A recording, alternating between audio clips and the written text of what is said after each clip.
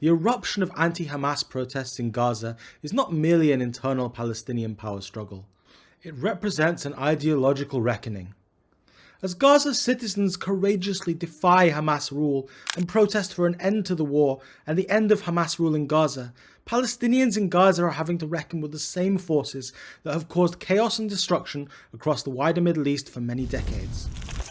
In December 2024, the Al-Qaeda offshoot Hayat Tahrir al-Sham, which has controlled much of Syria's Idlib province for nearly 10 years, led a coalition of rebel forces who captured Damascus, ending the Assad family's 5-decade rule and a brutal civil war that claimed 600,000 lives and displaced over half of Syria's population. Many Westerners, including myself, tried to hold out hope that the interim government led by HTS leader Ahmed al-Shara would rebuild Syria as a normal and peaceful country after the fall of the Bashar al-Assad regime. But since then, entire families of Alawites have been killed in areas such as Latakia, Tartus and Hama governorates. While these killings have been variously attributed to supporters of Syria's interim authorities and to former government elements, reports indicate that in the latest wave of violence, HTS fighters and other extremist factions carried out mass executions, kidnappings and ethnic cleansing against Alawite civilians in areas near the front lines. These massacres have been underreported by mainstream media as global attention remains fixated on Israel and Palestine while missing the bigger regional picture.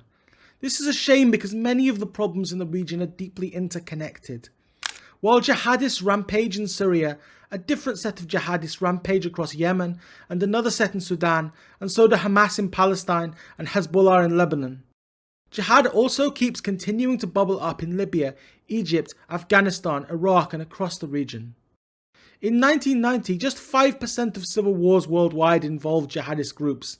By 2017, this figure had risen to over 40%. Acknowledging this is not whataboutery, it is diagnostic. This has not been a popular view among Palestinians, at least historically. One of the first and most unquestionable dogmas interwoven into the fabric of Palestinian nationalism is the idea that Zionism is to blame for our problems. We can see a neat encapsulation of this tendency in the work of Edward Said, which has been pivotal to the development of modern Palestinian nationalism. In Said's essay, Zionism from the Standpoint of Its Victims, he argues that Zionism was fundamentally responsible for the dispossession and suffering of Palestinians. He views it as an ideological and political force that deliberately overlooked the rights and presence of Palestinians in pursuit of establishing a Jewish state. To Said, Zionism was not just a Jewish nationalist movement or a struggle for indigenous rights. It was a form of Western imperialism on the basis of which Palestinian hardships, displacement, statelessness, and ongoing conflict were constructed and perpetuated. It is possible that at least some of these narratives are starting to be questioned, especially now that we've begun to see protests against Hamas in Gaza explicitly calling them a terrorist group, demanding that they leave Gaza, and calling for peace between Israel and Palestine. Hamas has totally failed as a political force and as a government for the people of Gaza, and it can be no surprise to see Gazans and other Palestinians starting to question the narratives that Hamas and their fellow ideological travellers have perpetuated. Nonetheless, blaming Zionists for everything bad that has happened to Palestinians is a deeply rooted tendency in Palestinian history. Palestinian nationalism emerged and evolved as a response to Zionism. But Zionism is not colonialism because there is no other Jewish mother country. The early Zionists, even though they often called themselves colonists, did not move to Palestine to colonize the land on behalf of some external or foreign power, but to establish an independent, self-governing Jewish state. This is an important contrast between Israel and actual colonial projects such as French Algeria.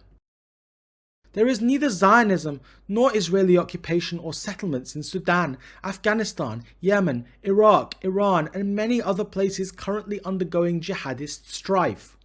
The religious minorities persecuted by ISIS, including Syrian Christians, Druze, and Yazidis, are not Zionists. Edward Said wanted to talk about Zionism from the perspective of its victims, but surely when the wider region is being overwhelmed by jihadist wars, we should take a moment to talk about jihadism from the perspective of its victims. This is the real underlying source of the suffering of Palestinians. At the root of jihadism is an endeavour to undo the collapse of a former empire, the wholesale dismantling of the Islamic Caliphate.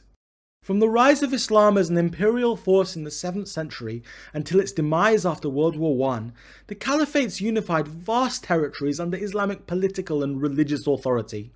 The official abolition of the Ottoman Caliphate in 1924 is seen by jihadists and their ideological fellow travellers as a catastrophic historical defeat marking the onset of Western dominance. Just 4 years after the abolition of the Caliphate in 1928, Hassan al-Banna and other like-minded Islamists in Egypt founded the Muslim Brotherhood. Their aim was to purge Egypt and the wider Middle East of rising Western cultural influences and re-establish Islamic rule in accordance with strict Sharia law.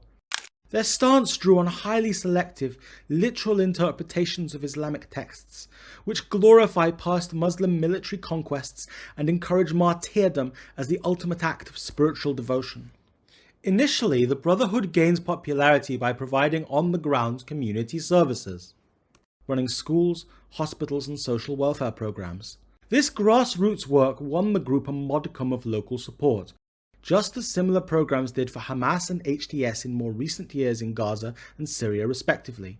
But beneath these endeavours lay a deeply confrontational ideology, built around the desire for holy war and conquest to purge the world of non-Islamic influences and reshape society entirely under strict Islamic authority. This ideological foundation evolved further with Sayyid Qutb, who was radicalized following his travels in the United States in the 1950s and 60s, where he developed a weirdly racialized dislike of jazz and American football. Qutb claimed that contemporary Muslim societies had descended into a state of jahiliyyah, which means ignorance, and called for a violent struggle against all non-believers to restore a pure Islamic order. In his worldview, might makes right, and the only language the enemies of Islam are capable of understanding is force. Qutb's writings set the tone and shaped the minds of future jihadists. The violent actions of groups like Al-Qaeda, ISIS, Hamas and HTS, which all emerged from the Muslim Brotherhood, are not a series of random or impulsive knee-jerk responses to oppression by a mindless group of desperate victims. The violence of these groups is a calculated choice. They seek to reverse the end of the caliphate by any means necessary, restore Islam's lost prestige, erase borders imposed by Western powers or by the creation of Israel, and reinstate Sharia as the sole basis of law. For them, violent jihad is the sacred method for reclaiming Islamic power and dominant political status. Jihadists constantly invoke past Western interventions and the failures of various secular Arab governments as proof of a conspiracy to suppress and degrade Islam. Modern Middle Eastern states, especially Israel, are portrayed as illegitimate creations of Western imperialism that must be violently toppled and replaced by a restored Islamic empire. Thus, at their core, jihadists are a remnant of a group of defeated imperialists, desperate to reclaim a lost empire, complete with supremacy over religious minorities, both Jews and other religious communities across the Middle East. But in the West, far too many people misunderstand jihadist groups like Hamas, HTS and the Muslim Brotherhood, seeing them instead as oppressed victims, struggling to liberate themselves from the death grip of Western imperialism. This is bizarrely ahistorical. It ignores thousands of years of conflict. Of course, it is true that the collapse of the Islamic Empire created a power vacuum in the region. Nationalist secular governments in countries like Egypt, Syria and Iraq attempted to fill this void, but owing to corruption, criminality and a lack of economic development failed to do so, thus creating fertile ground for the rise of Islamists. No doubt, the unresolved displacement of the Palestinians in 1948 also contributed to the rise of the Islamists and to the general economic malaise in the region. Into these power vacuums stepped the jihadist movements, the offshoots of the Muslim Brotherhood, claiming to offer stability, development, unity and the restoration of past glories beneath the banner of Islam.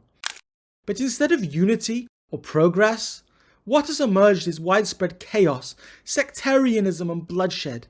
Far from liberating people from oppression or foreign domination, jihadist ideology deepened regional divisions and intensified internal conflicts, while its proponents not only victimized religious minorities, but even targeted fellow Muslims who rejected their extreme interpretations. Jihadism is a doomed endeavor, nor does it have any moral legitimacy. Nobody has a right to an empire or to domination over minority groups. Nobody has a right to impose an ideology or religion onto people who don't want it. Waging a war to bring about a new caliphate makes about as much sense as it would do if descendants of Genghis Khan set off on horseback to try to found a new khanate across Central Asia, or if a gang of young Brits sailed off to India and demanded the right to re-establish the British Raj and rule over more than 1 billion Indians. Mongols, Britons and Muslims have a right to govern themselves, of course, but so do Jews, Yazidi, Druze, Alawites, Hindus, Kazakhs, Azeris, Ukrainians, Georgians and every other group that might otherwise face subjugation at the hands of a vast empire if it were given the opportunity to rule over them. My rights and freedoms should not come at the expense of your rights and freedoms, or vice versa.